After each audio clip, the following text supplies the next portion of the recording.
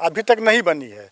जब ये विधि बन जाएगी तो उनको नहीं मारा जाएगा, लेकिन आज की डेट में कोई ऐसा उपाय नहीं है, इसलिए उनको मारना पड़ेगा। गांधी जी के जीवन में आप देखिए, गांधी जी एक बार कहे डॉक्टरी हमको पढ़ना है, डॉक्टर से सलाह लिए तो डॉक्टर ने कहा कि 2 साल में हम 50 मेढक की चीर फाड़ हम कर चुके हैं। गांधी जी ने कहा अगर ये करना पड़ेगा तो मैं ये काम नहीं करूँगा। और कई उदाहरण, एक बार सांप निकल आया उनके आश्रम में, भगाने की कोई गुंजाइश नहीं थी, तो लोगों ने पूछा क्या किया जाए, तो नमस्कार, मैं अश्विनी श्रीवास्तव, आप देख रहे हैं महाराजगंज एक नई सोच। इस वक्त मैं ऐसे व्यक्ति की बात करने जा रहा हूं जो राष्ट्रपिता महात्मा गांधी को लेकर बहुत ही जागरूक है। महाराजगंज के पीसीएस अधिकारी जो कि महात्मा गांधी के प्रति बहुत ही ज़्यादा लगाव है, उनको लेकर वो अधिक जागरूक रहते हैं। और ये भी बता दूं, जिले में अभी तक उन्होंने कई जगह ऐसी मूर्तियां लगाई हैं। तो आइए इनसे बात करते हैं, चर्चा करते हैं, जानने का प्रयास करते हैं। कैसे हैं सर? और सर, मेरा सबसे पहले ये सवाल रहेगा कि किस तरह से कब से आपकी इतनी जागरूकता हुई महात्मा गांधी के प्रति?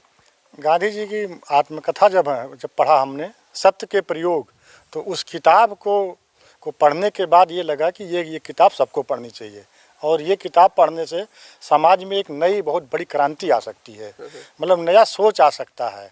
समाज की जो समस्याएं हैं, लड़ाई झगड़ा, हिंसा, ये सब मतलब बंद हो सकती हैं। उसी समय से गांधी जी पे मैं काम करना शुरू किया, और मतलब बहुत सी किताबें मैं तब से पिछले 23 साल से बांट रहा हूँ गांधी जी की बायोग्राफी। अच्छा सर, जो युवा हैं और वो कहते हैं कि महात्मा गांधी का आज़ादी में कोई बहुत बड़ा रोल नहीं रहा है, क्या कहेंगे सर? असल में वो जानते नहीं। स्वतंत्रता आंदोलन का पूरा आप इतिहास पढ़िए तो गांधी जी को आप निकाल दीजिए तो पढ़ेंगे क्या। चाहे नील आंदोलन हो, असहयोग आंदोलन हो, बारदौली सत्याग्रह हो, भारत छोड़ो आंदोलन हो, तो जो बच्चे कहते हैं गांधी का योगदान नहीं था, उनको ये पता नहीं है। दरअसल वो खाली अपने कोर्स किताबें पढ़े, गांधी जी की पढ़े नहीं। स्वतंत्रता आंदोलन का आप इतिहास देखिए, गांधी जी के जिन आंदोलनों में रहे हैं, उसके अलावा और कौन सा आंदोलन है? और तो कुछ है ही नहीं, फिर क्या पढ़ेंगे आप?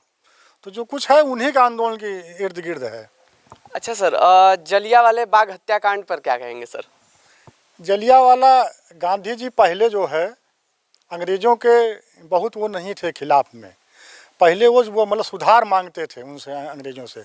जब जलियांवाला बाग कांड हुआ, जब गांधी जी को पता चला, अंग्रेज़ों ने वहाँ लोगों को नाक रगड़वाई, सांप के बल रंगवाया, थूक कर चटवाया।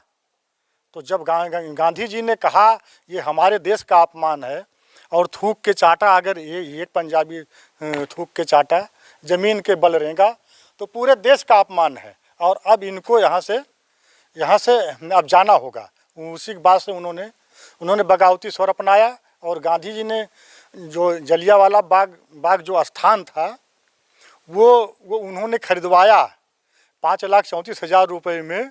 वो जो बाग था चारों ओर से घिरा हुआ था घर से, लोग कूड़ा उसमें फेंकते थे उस बाग में अपने। जलियांवाला बाग था नहीं, जालिया एक जाति थी, उन्हीं लोगों की बाग थी।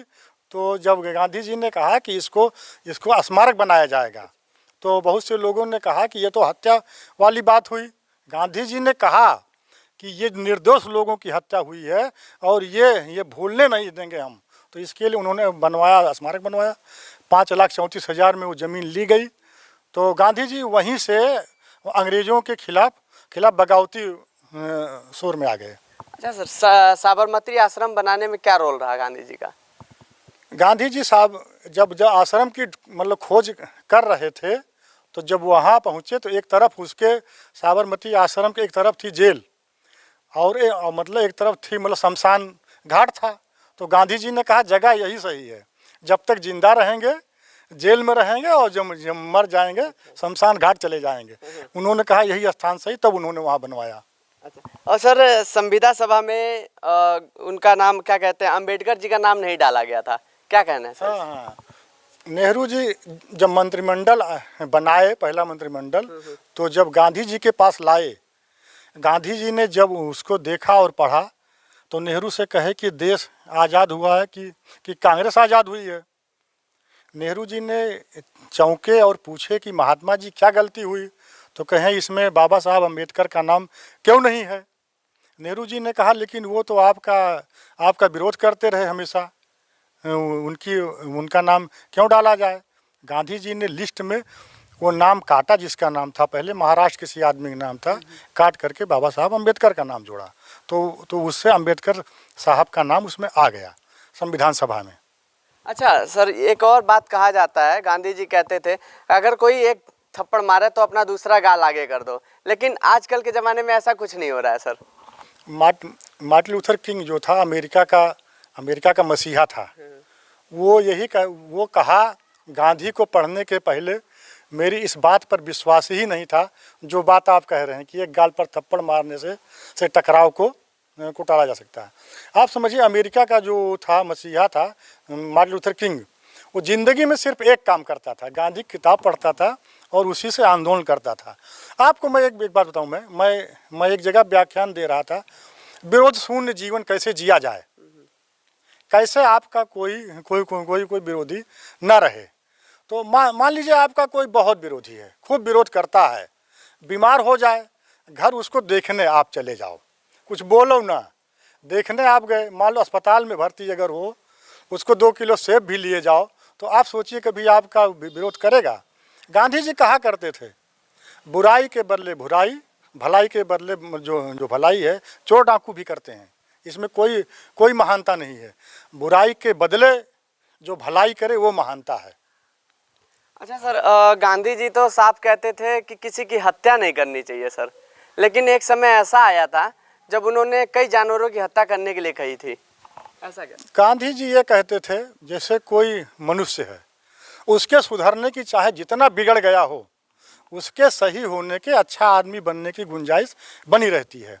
आप समझिए ऐसे बहुत से थे उदाहरण, अंगुलीमाल जो था डाकू, आप उसका इतिहास देखिए, सुधर गया। सम्राट अशोक को आप देखिए, इतनी हिंसा के बाद वो एकदम अहिंसावादी हो गए। तो वो कहते थे मनुष्य, वो गांधी जी कहते थे फांसी के एकदम खिलाफ थे। वो कहते थे कोई कितना बुरा आदमी होगा वो जो है सुधर सकता है, उसके गुंजाइश है। लेकिन एक बार उनके मित्र थे, मिल मालिक थे, तो वो जो अपने यहाँ कुत्तों को, पागल कुत्ते उनके यहाँ थे, तो उनको मरवा दिए तो बड़ा बवाल हुआ। तो गांधी जी के पास आए, गांधी जी से उन्होंने पूछा तो गांधी जी ने कहा सही किए। गांधी जी का जैसे कहे सही किए तो ऐसे बड़ा बवाल हो गया।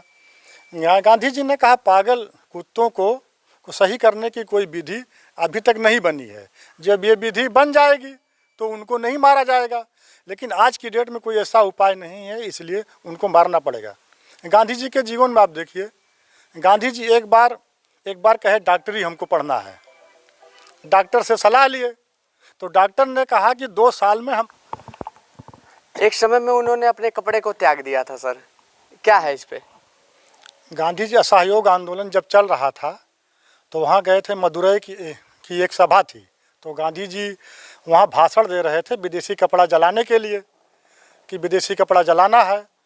मजदूरों की सभा थी, तो एक मजदूर गांधी जी के पास आया और कहा महात्मा जी हमारे पास एक ही कपड़े हैं, जलाए देव तो हम का पहनब। तो ये सुन करके गांधी जी की आंखों में आंसू आ गए, और नेक्स्ट सभा में जब गए, अगली सभा में, तो ऊपर का कपड़ा उन्होंने त्याग दिया, आधे नंगे हो गए, सिर्फ धोती में आ गए। फिर गए उड़ीसा में एक बार, तो वहाँ एक औरत फटे पुराने कपड़ों में थी, तो बहुत मैला कुचैला था। तो गांधी जी ने पूछा इसको साफ क्यों नहीं करती हो, तो गांधी जी ने तो वो महिला बताई कि महात्मा जी एक ही कपड़ा हमारे है, तो कैसे साफ करें। तो गांधी जी ने धोती जो पहनते थे पूरी, वो भी कम कर दिए, आधी घुटने के ऊपर पहनने लगे। अच्छा, देखा किस तरह से यहाँ पे सर ने बताया गांधी जी के जीवन के बारे में, उनकी अनेकों चीज़ों के बारे में। बाकी हम आपके साथ और मिलते हैं आगे। कैमरा पर्सन के साथ मैं सोनी श्रीवास्तव, महाराजगंज एक नई सोच।